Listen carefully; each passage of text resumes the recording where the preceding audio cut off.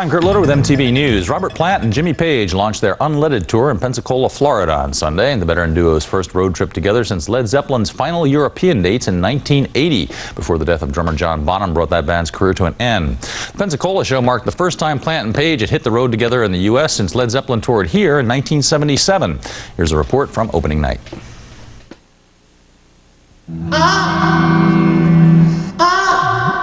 It's not working. 1, 2, 3.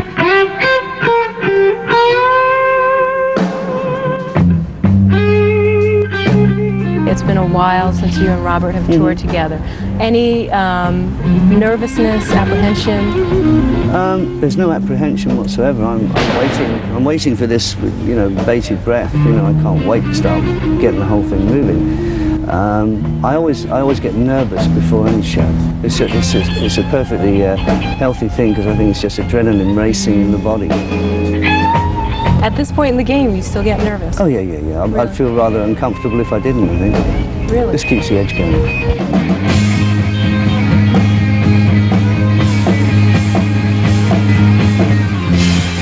Do you really still get nervous? Oh, sure. Why do you think I do it? Part of the thing is that frightened the hell out of me. And there's so many things to remember. But the most important thing to remember is, we want to have a lot of fun.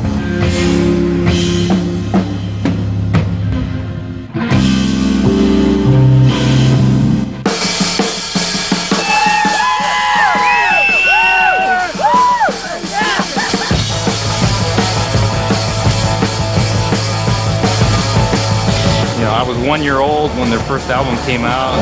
I'm really pumped. So what are you looking forward to most tonight? Well, actually, I'm an old Zeppelin fan from years back, so actually the two of them, seeing the two of them together is just a thrill for me.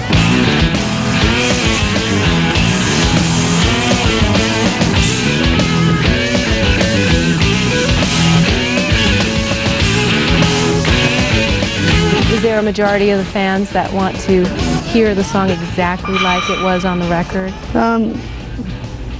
There probably is an element of fans that would like to do, to sort of hear that in a sort of nostalgic fashion, possibly, or maybe just to see whether we can do it, sort of note for note from the past. But we never ever did do that. We always changed things on, changed things around, even in Zeppelin. So. And also, whenever each album came out, we always tried to tread new ground and new paths. So I think the sheer fact of Robert and I coming back together, for people that were really into us, they really wanted us to try, to get into new things. It's pointless if we got back together to start stepping backwards. We had to step forwards. Would you welcome Mr. Hassam Ramsey and the Egyptian Ensemble?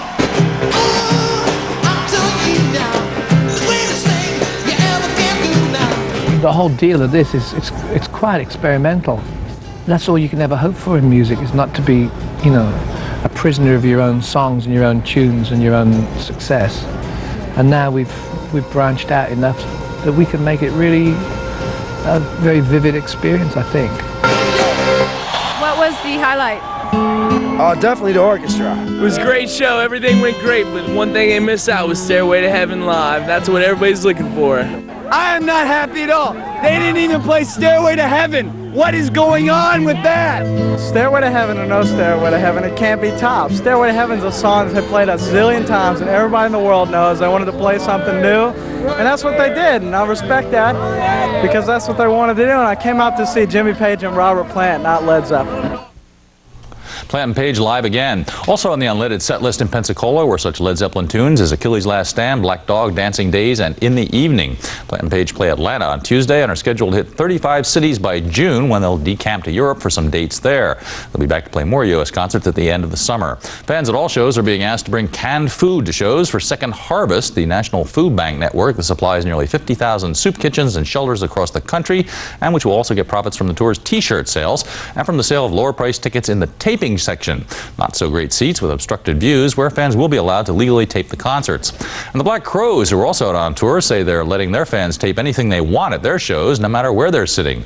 The band will be opening for the grandfathers of the legal taping movement, the Grateful Dead, in Tampa, Florida on April 7th. That's the news for now. We'll be back with more later here on MTV. MTV News. You hear it first.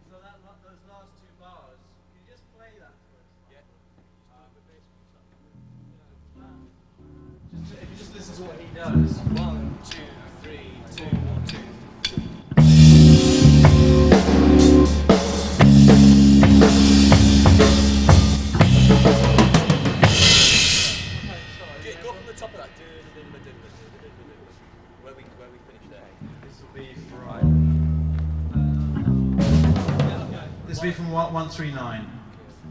Just listen once.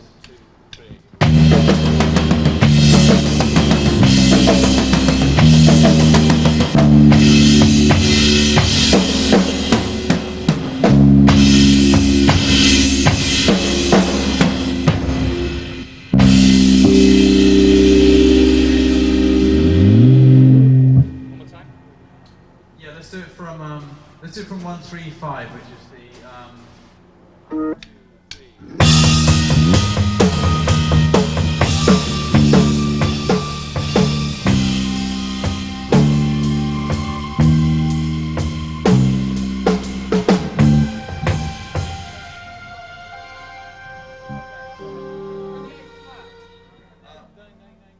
yeah, it's from the A flat.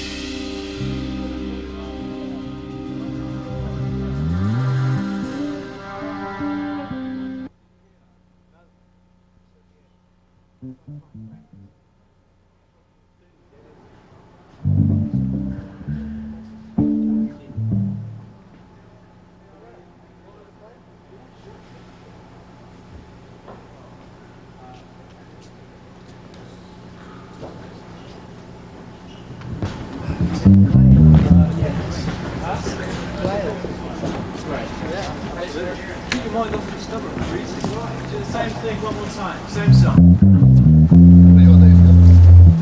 What? Just do it one time. Don't give any to Michael back.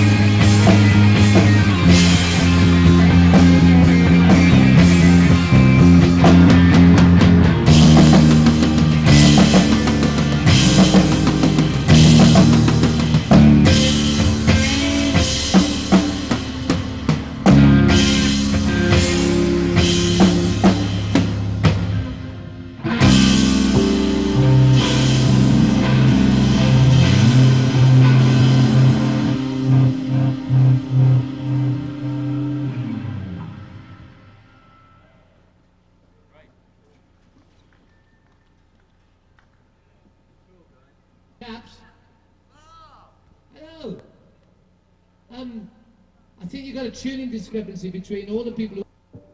Hello, Ed.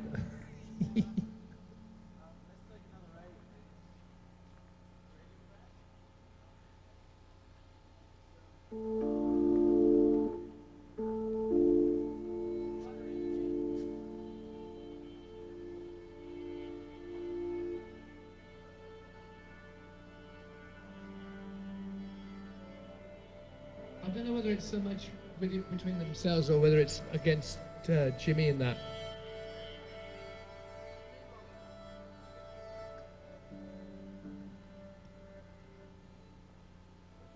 Things sound fine in the monitors, but when it comes out front, there's something very strange happens. I don't know what it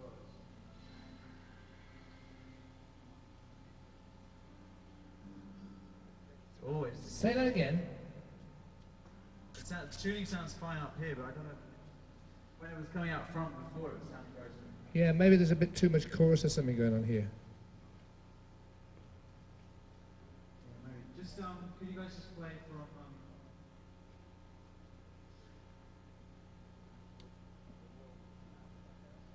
just play.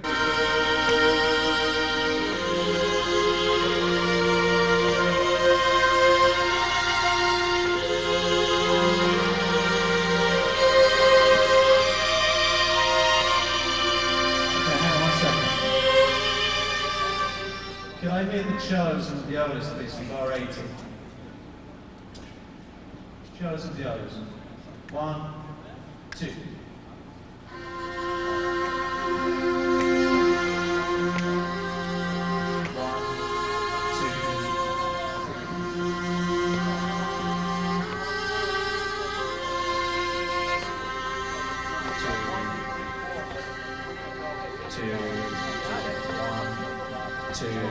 Okay, everyone please from bar 80. Everyone please. 1, 2. 80. 80. Oh, sorry. Excuse me. 80.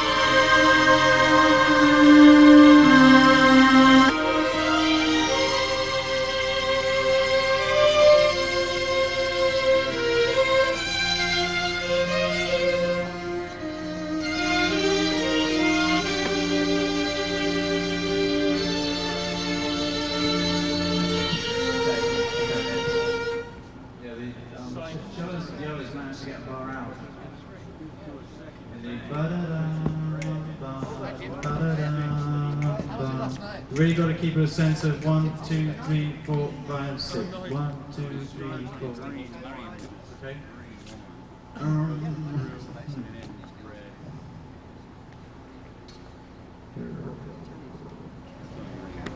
I just like to. I need to just hear it out one more time. So if you can play from.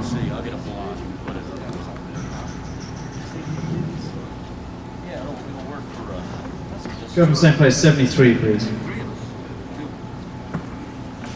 Michael, would you do us a favour and just play some time? Yeah, sure, yeah, sorry. I think you're on 73, just give me a time.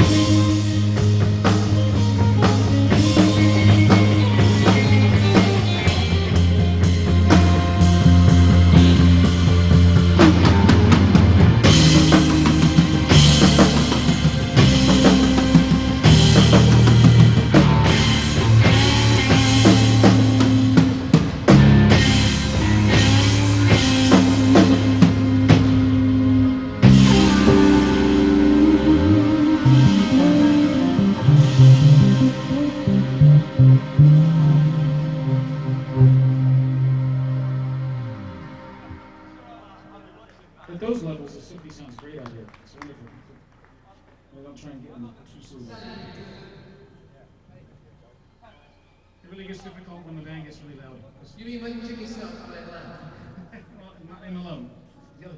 The other mob as well. So, Because when you can moderate that there, can't you?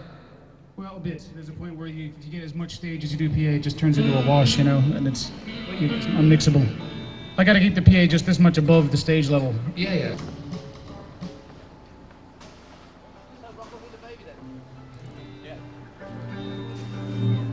Well, I mean, these guys. Well, it's really for Dave's benefit. That's all. I mean, we. Does it matter to you? Was that pedal? No, no. I didn't test the pedal, but I will now. Yeah?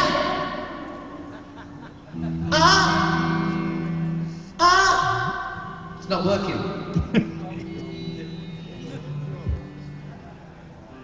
Edge, you got your pedal on there? Well, I don't see it. yeah.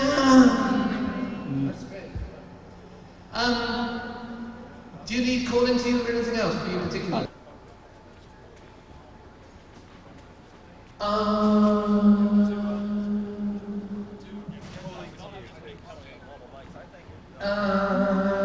This switches through the things, but you can't see them, so I think we should take this away.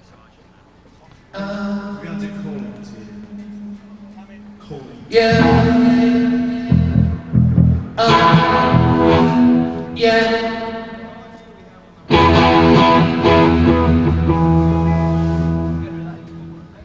Calling to you. We don't have the thing with the big lights on it now, so I think I should just have one of my.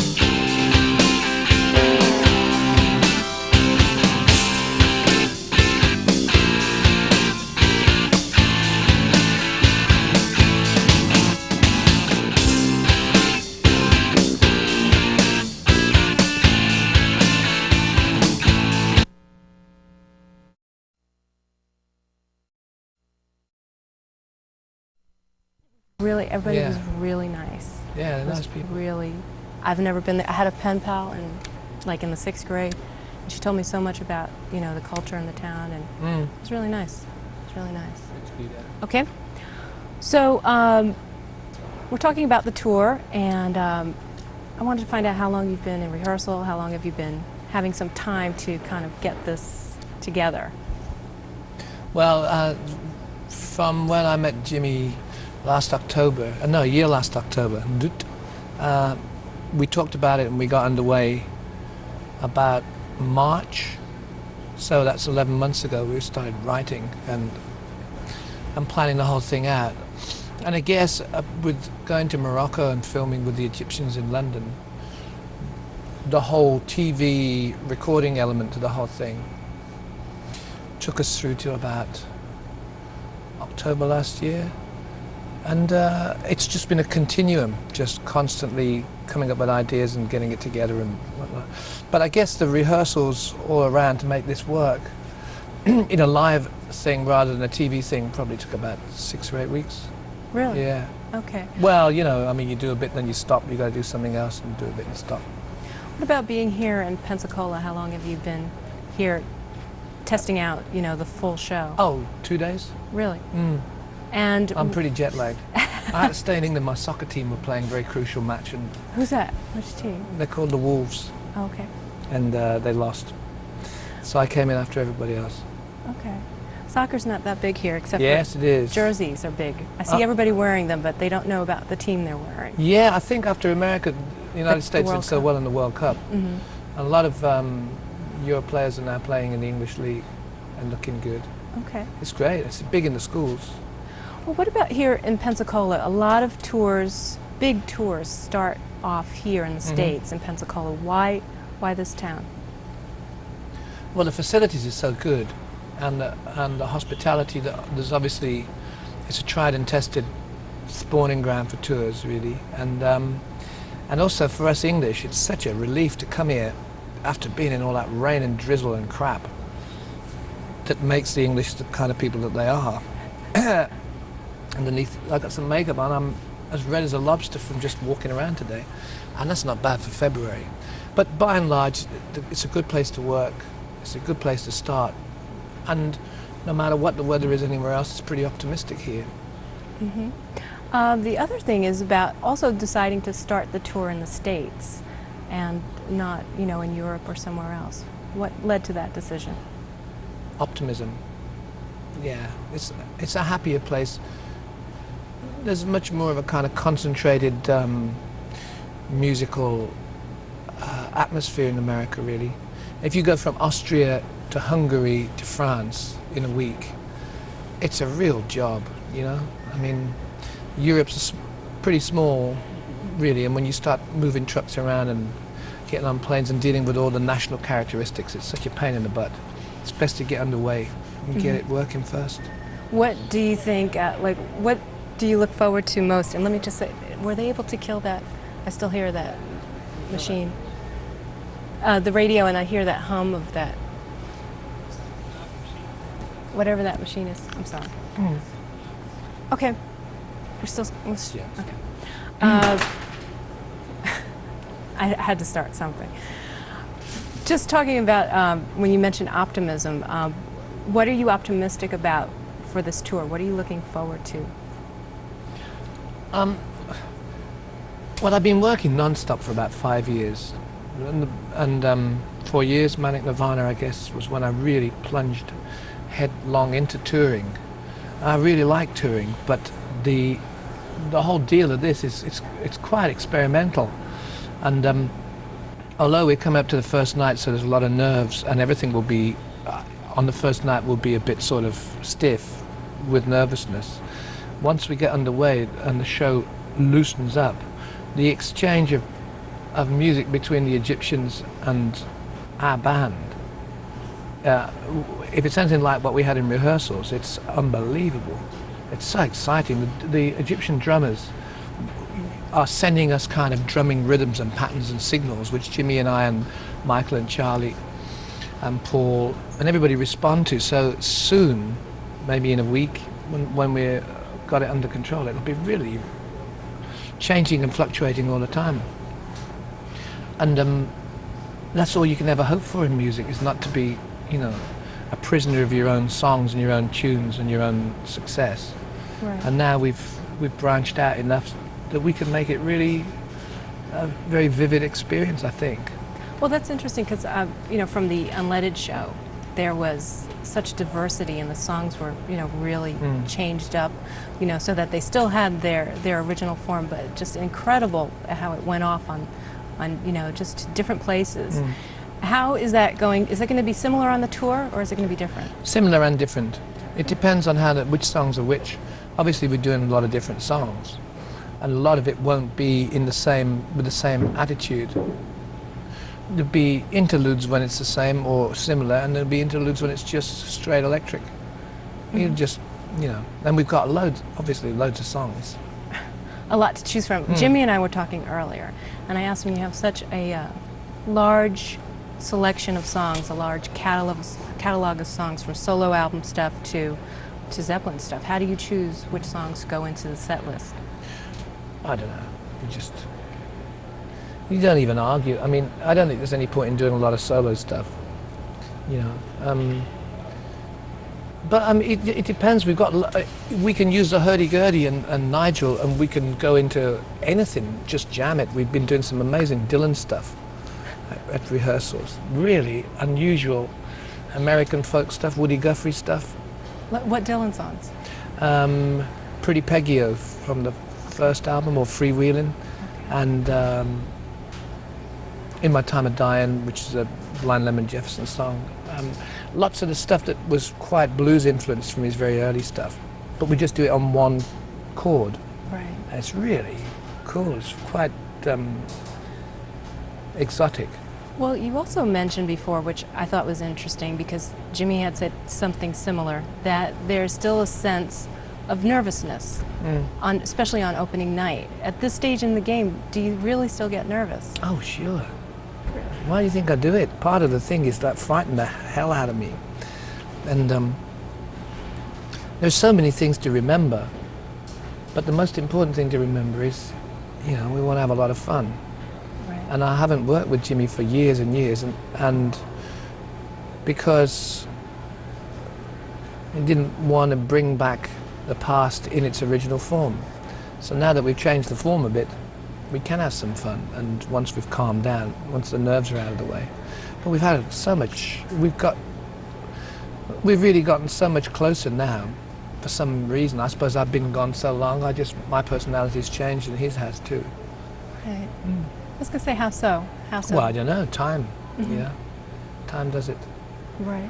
What about also the relationship you mentioned? What else has changed? You're going out on the road. It's been a long time since the two of you have been on the road together.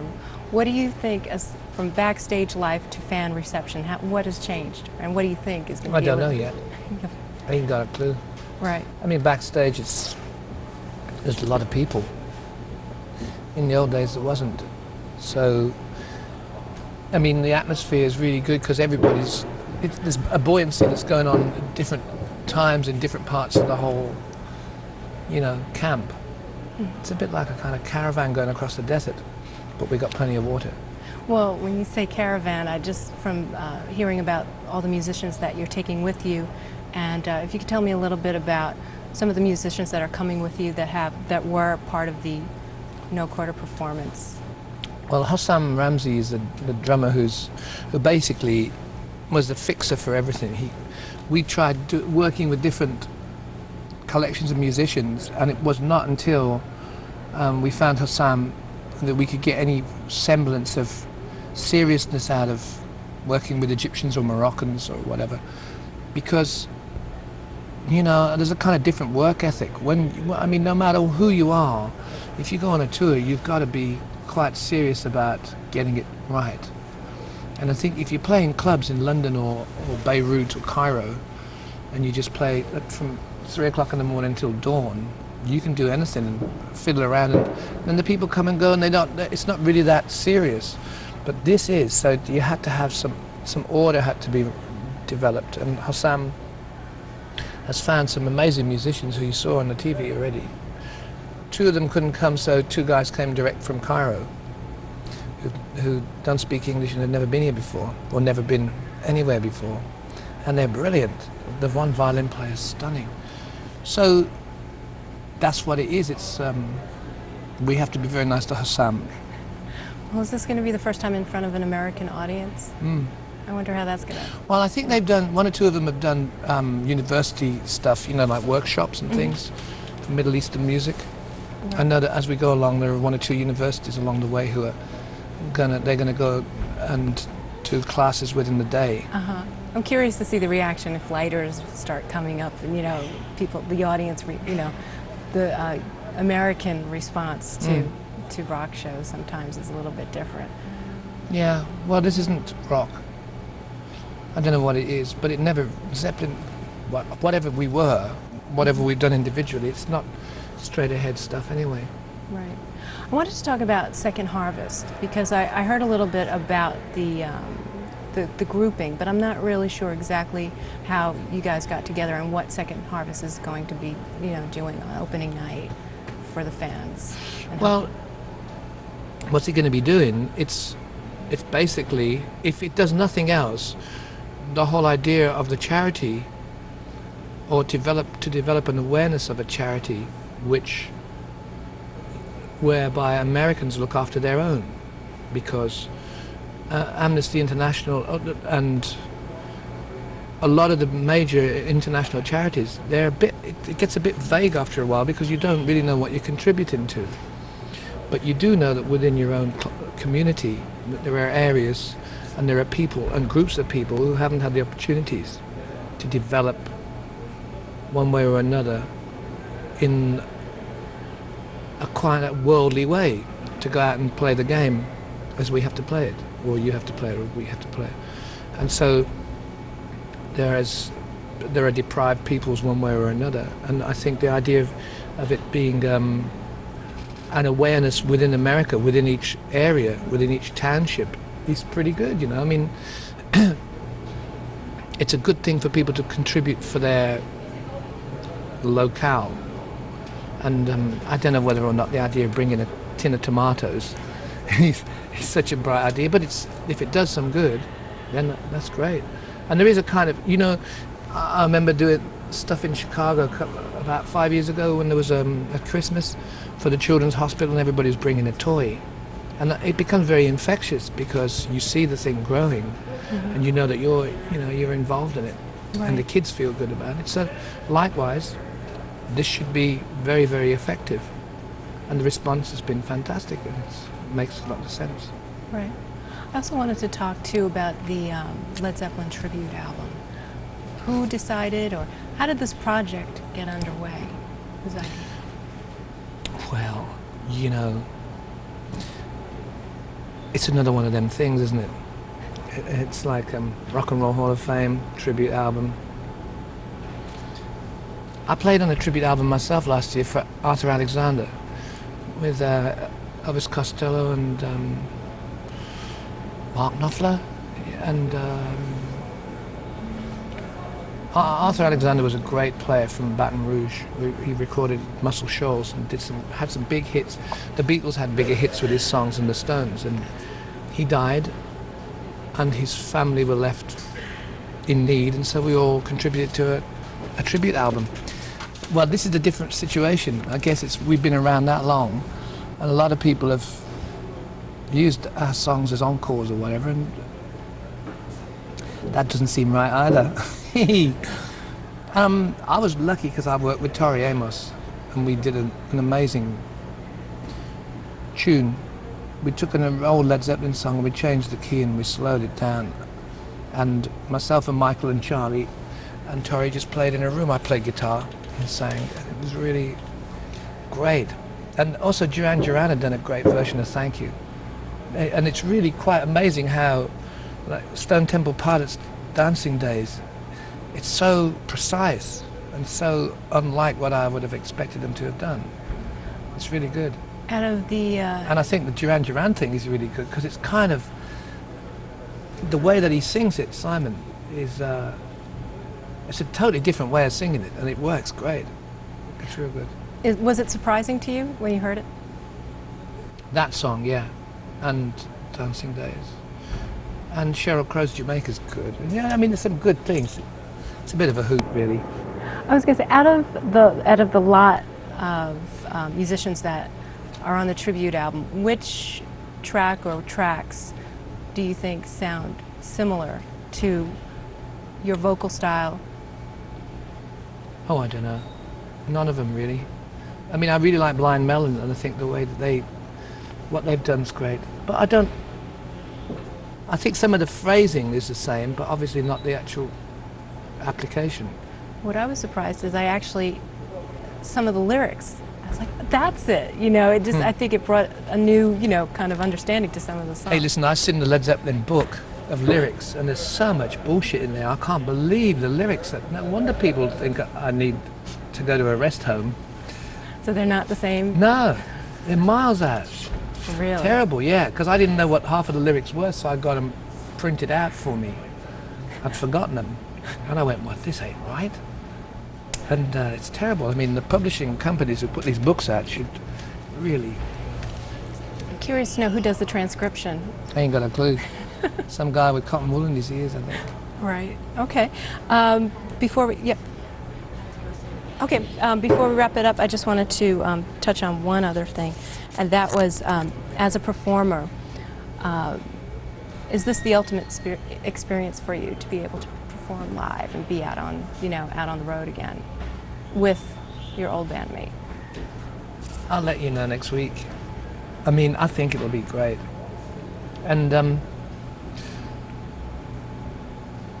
you see, any time that you sing and you're happening, it's great. It doesn't matter whether you're playing to 50 people in a folk club or 50,000 in a giant stadium. In fact, the bigger it gets sometimes, the more disruptive it gets from a real performance vocally, because then you start twirling around and doing all that stuff. But it's a big thing for me. I love singing, and I'm really excited about this. I really hope it works real good, and I hope people get the plot. I mean, we're not doing all the hits for the sake of all the hits or anything like that. We're just doing what we always did, confound people, Okay, great, thank you. Cool. I appreciate it. That's funny. Bo Diddley said something similar when I asked him about that, just going out. Oh, he was great, Bo. Really cool. Really incredible. I'm sorry. Thank you very much. Okay.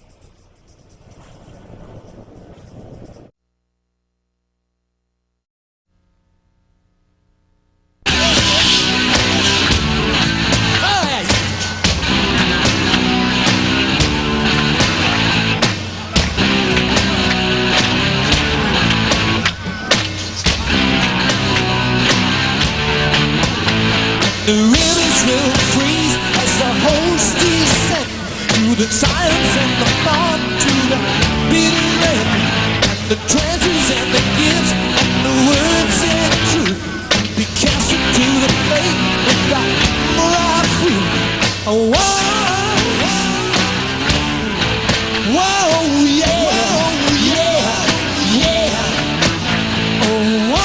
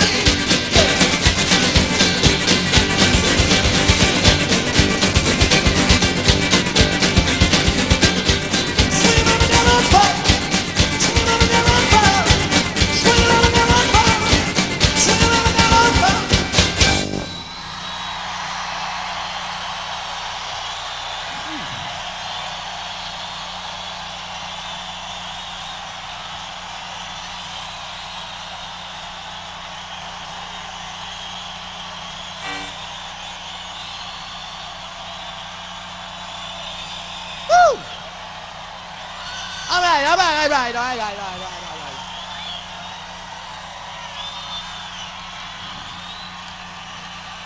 Would you welcome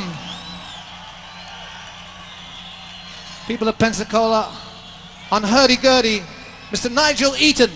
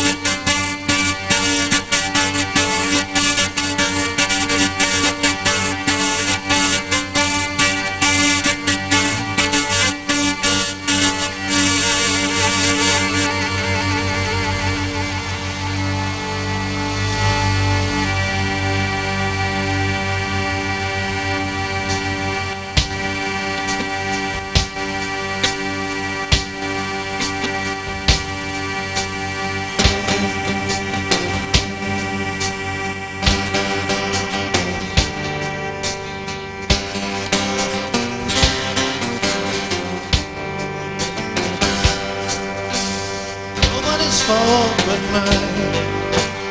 Nobody's fault but mine. Try to raise my soul, Delilah. Nobody's fault but mine. Got a Bible in my home. I got a Bible in my home. Try to raise my soul, Delilah. Nobody's fault but mine.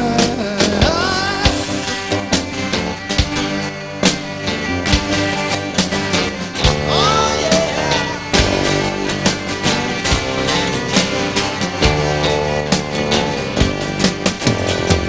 She taught me to roll.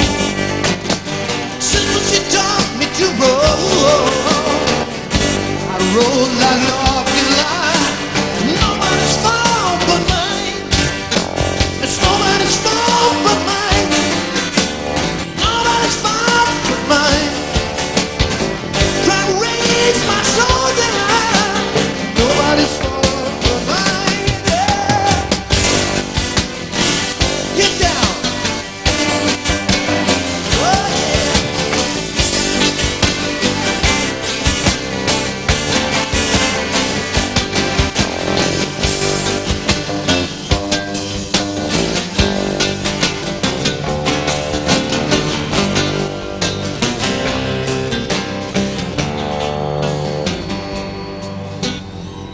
Got a monkey on my back.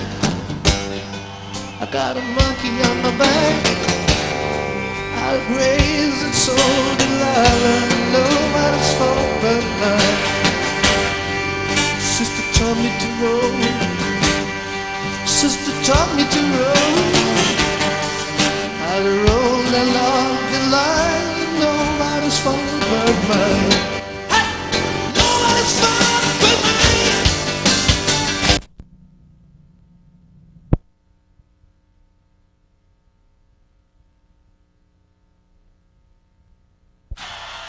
Nigel Eaton, Hurdy Gurdy.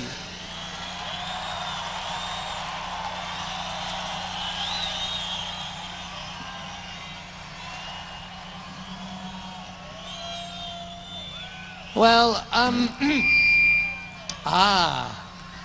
this is the music business. I remember this. I can't hear myself, but I feed back.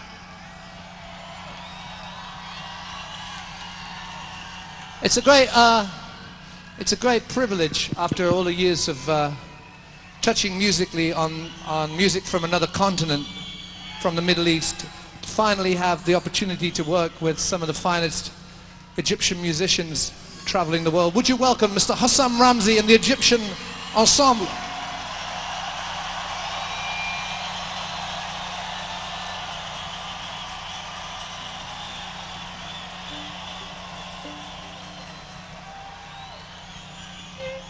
And back with us, the Nashville Pensacola Symphony.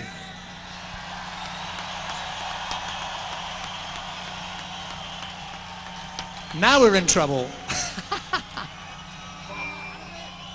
Well, we got a bit of feedback up here, but that's part of the game. Ed's chosen an aisle seat. Here's a song from a little while back.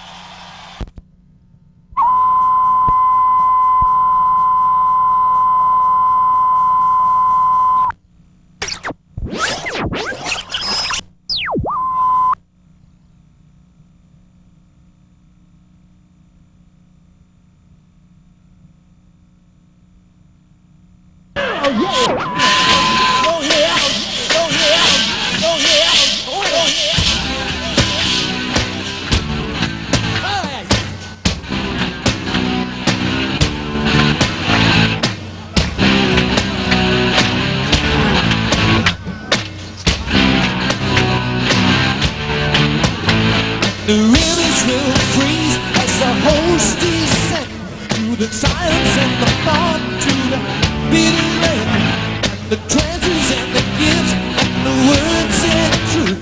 Be cast into the fate with the moral free. Oh, whoa, whoa, yeah, whoa, yeah, yeah. Oh, whoa, whoa, yeah, whoa, yeah, whoa, yeah. Oh, whoa,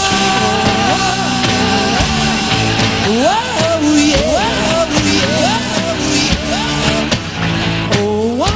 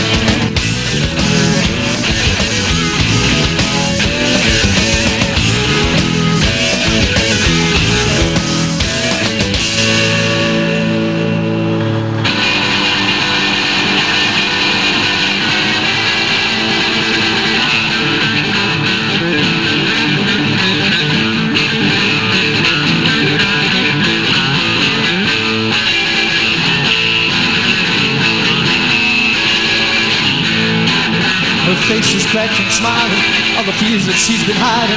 Wonders pretty soon everybody's gonna know.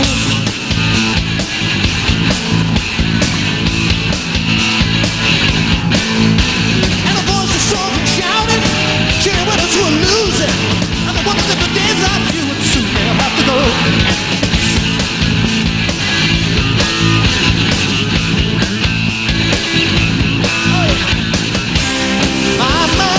I'm so happy. I'm gonna join the band. Are we gonna